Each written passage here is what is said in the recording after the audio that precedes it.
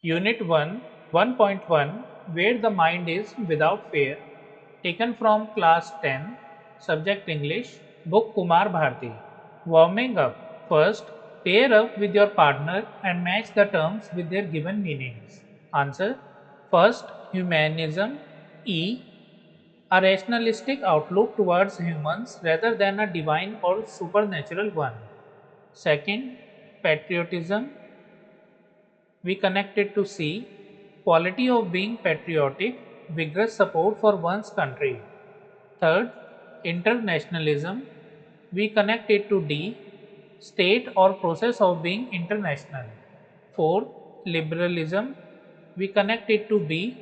Holding liberal views. Fifth, environmentalism. We connect it to A. Concern about an action aimed at protecting the environment. Second, poems in English are of different types: sonnet, epic, limerick, lyric, ballad, humorous, elegy, idyll, free verse. Taking the help of a dictionary, internet guess and write the type of poem against its description. First, a long story poem, often mythical. Answer: epic. Second, a short story poem with a message. Answer: ballad. Third, a poem of 14 lines. Answer: sonnet. Fourth, a song like poem. Answer: lyric. Fifth, a poem with no uniformity of rhyme, rhythm, etc. Answer: free verse. Sixth, a poem set in picturesque, rustic background. Answer: idyll. Seventh, a sad poem lamenting death of a loved one. Answer: elegy. Eighth, a 5 line short funny poem with rhyme scheme Abba. Answer: limerick. Ninth, a poem written just to create humor. Answer: humorous. Where the mind is without fear. Rabindranath Tagore, 1861 to 1941, was the author of Gitanjali and its profoundly sensitive, fresh, and beautiful verse. He became the first non European to win the Nobel Prize in Literature in 1913. This poem is one of his vastly read and discussed poems. It was originally composed in Bengali and later he himself translated it into English. This poem is from his Nobel Prize winning anthology Gitanjali. Tagore lived during the time when India was ruled by the British. In this poem, besides political freedom from British, Tagore also appeals to God for social, educational, and economic freedom for the people of India. Where the mind is without fear and the head is held high, where knowledge is free, where the world has not been broken up into fragments by narrow domestic walls, where words come out from the depth of truth, where tireless striving stretches its arms toward perfection, where the clear stream of reason has not lost its way into the dreary desert sand of dead habit, where the mind is led forward by thee into ever widening thought and action, into that heaven of freedom, my father, let my country awake. Rabindranath Tagore.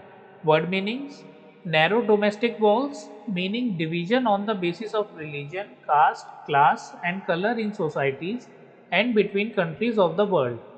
Second, tireless striving, meaning continuous efforts and struggle. Third, stretches its arms, meaning aims at achieving a goal. Next, dead habit, meaning old traditional rituals and customs that are harmful. Ever widening, meaning forever broadening one's outlook. Heaven of freedom, meaning condition of total freedom of good thoughts, good words, and good deeds while respecting those of others. Question: what does the poet pray to the Almighty for? Answer: the poet prays to the Almighty to let his country wake up in a heaven where everyone enjoys freedom of mind and spirit. He also asks God to lead us forward into ever widening thought and action. Question 2. What are reason and dead habit compared to? Answer: reason is compared to a clear stream and dead habit is compared to a dreary desert. Question 3. What does the poet wish for? Answer: the poet wishes God to lead his country to a heaven of freedom where his countrymen enjoy freedom from social, political, religious, and intellectual issues that damage the fabric of Indianness. So, friends, we have completed these question answers. English workshop. First, in your notebook, write down lines from the poem as a proof for the following. First, Tagore wishes for a nation where people are truthful. Answer: where words come out from the depth of truth. B.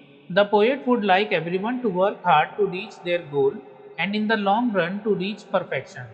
Answer: where tireless striving stretches its arms towards perfection. C. The poet wishes that everyone in his country holds his head high in dignity. Answer: where the mind is without fear and the head is held high. D. The poet dreams of a nation where knowledge should be free to all. Answer: where knowledge is free. E. The poem is a prayer. Answer: into that heaven of freedom, my Father, let my country away. Second, read the columns carefully and match the expressions with their meanings.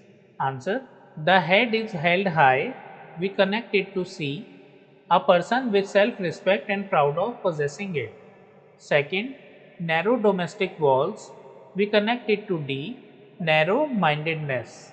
Knowledge is free, we connect it to E, education is given to all. Fourth, depth of truth, we connect it to B, sincerity of heart. Fifth, mind is without fear, we connect it to a fearless person.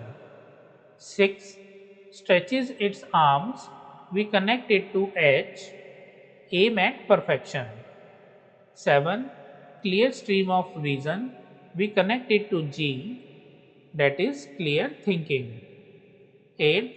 Dead habits, we connect it to F, dried up, infertile land of science. 9. Even widening thought and action, we connect it to I, that is broadening the outlook and attitude. Third, A. Answer the following questions in your words. A.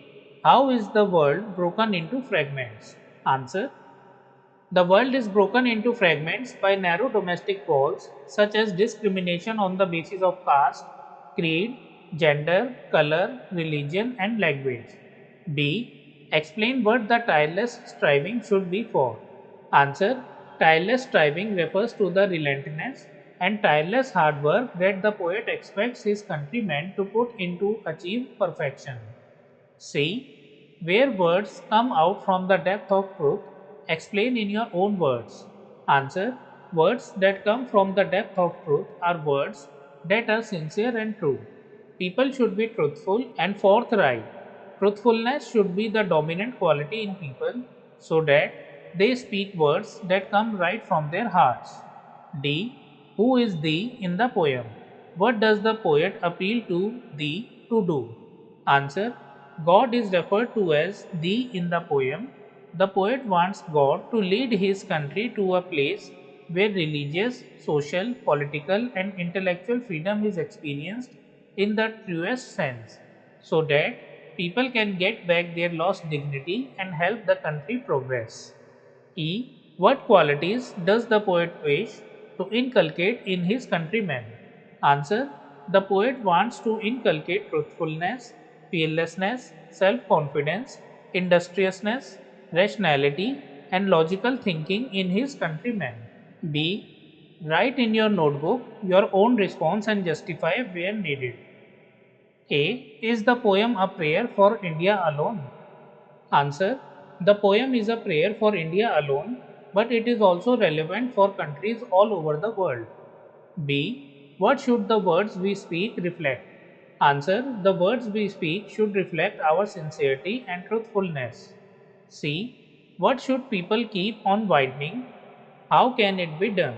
Answer: people should keep on widening their attitude and outlook. This can be done by getting rid of prejudices, traveling to different places, and through education. D. From what darkness of night should our nation awake?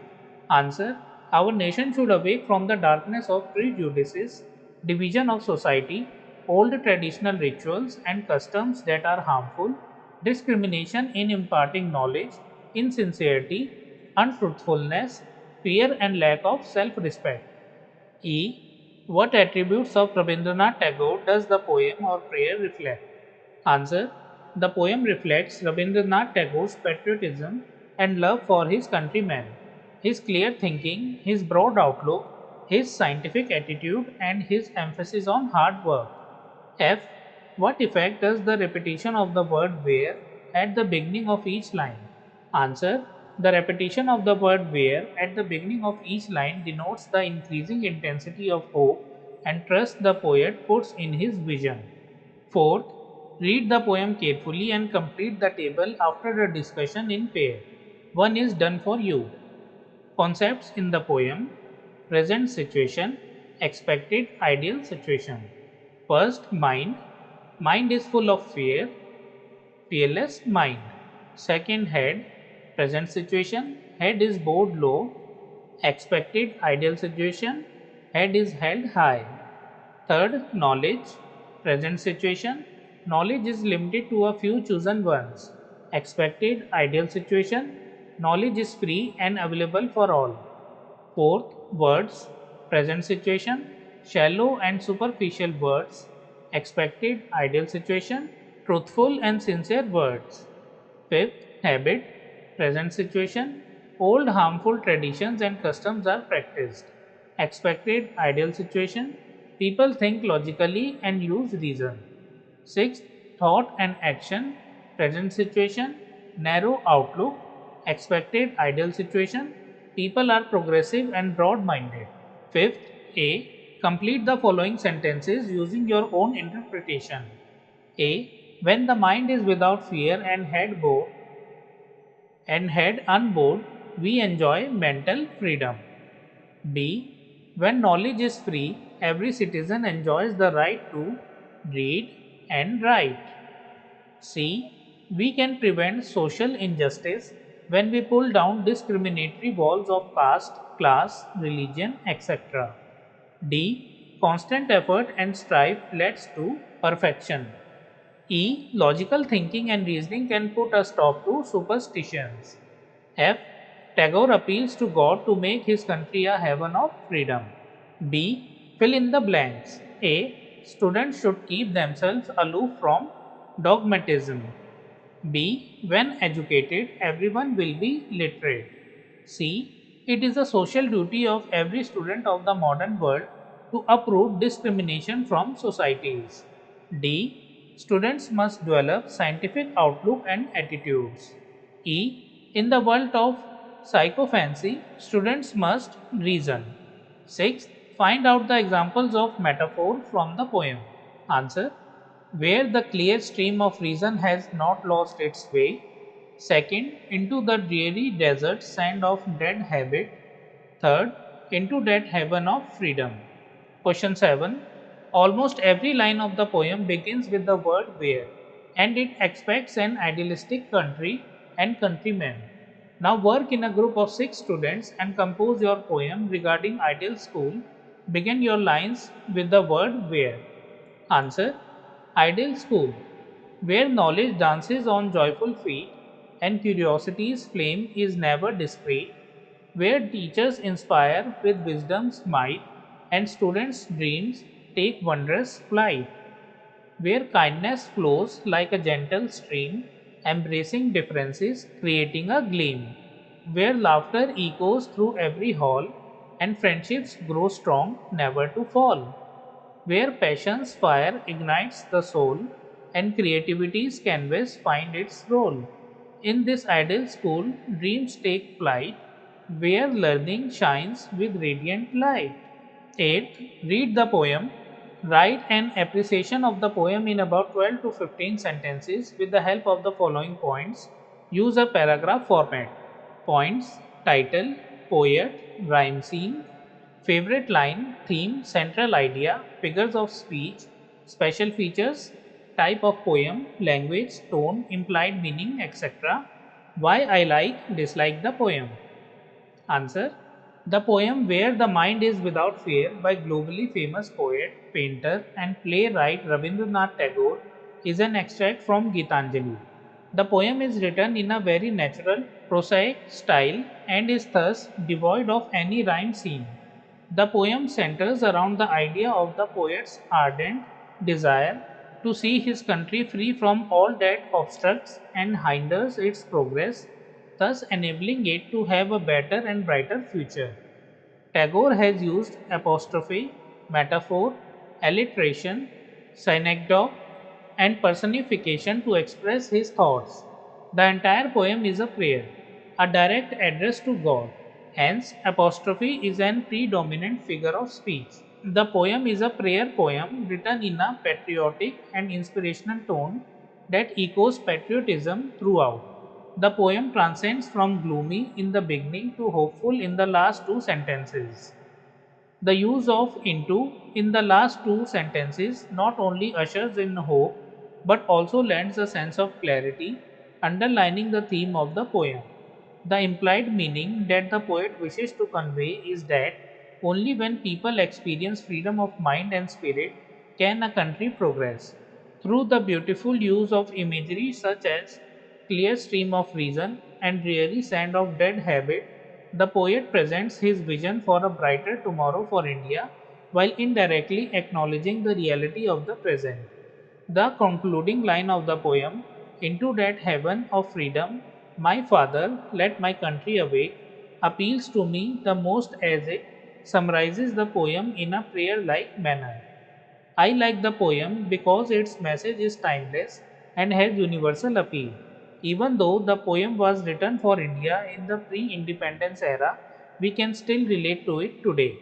All in all, the poem inspires us to collectively strive towards making India a heaven of freedom. 9. Imagine that you have to deliver a speech on the occasion of Independence Day or the Republic Day in the school assembly. Prepare a speech to deliver on India of my dreams. Use the following steps: greeting and salutation, self introduction, introduction of the topic, elaboration of the topic with examples, conclusion, thanking audience. Answer: respected principal, teachers, and my dear friends. A very good morning to one and all. I stand before you to express my vision for the India I dream of. French Nobel laureate Romain Rolland remarked, "If there is one place on the face of the earth where all the dreams of living men have found a home from the very earliest days, when man began the dream of existence, it is India. So, what do I dream from my motherland, which has manifested the dreams of countless others across the world? Still, as a child of my beloved motherland, I have a vision and a dream for my country. I wish for India what each child wishes for his mother, that is, happiness, peace, prosperity, and fame. On the technological front, I wish for India to be an icon of technological advancement. I wish it to be the richest in the technical know how India has suffered in the past due to the personal self interest of a few, but the India of my dreams shall see all her children united together by the bond of love and compassion. I wish all Indians lived in an India that was free of poverty, unemployment, illiteracy, and communal disharmony. In my dream, India would be a manufacturing hub and the largest exporter of goods. Culturally, I wish India to be rich and prosperous, for which we need to preserve our ancient culture and carry it with us wherever we go. I wish India to be a university of love and global peace. The India of my dreams would radiate harmony and brotherhood. In my dream, no Indian would ever have to starve. The sweet fruits of their labor would assure them of their daily bread. All men and women would enjoy equality as social evils like child labor, female foeticide, and others would become a thing of the past. The India of my dreams would be guided by the youth who have the humility of a saint, the knowledge of a leader, and the wisdom of a guru. Thank you. 10. Read the short story written by Rabindranath Tagore, The Kabuliwala or The Homecoming. Visit the website and collect more information about Rabindranath Tagore's life and work. So, friends, do it yourself. Friends, our chapter is complete. We have read the poem and also did all the question answers from this chapter. Like, subscribe, share. Thank you for watching.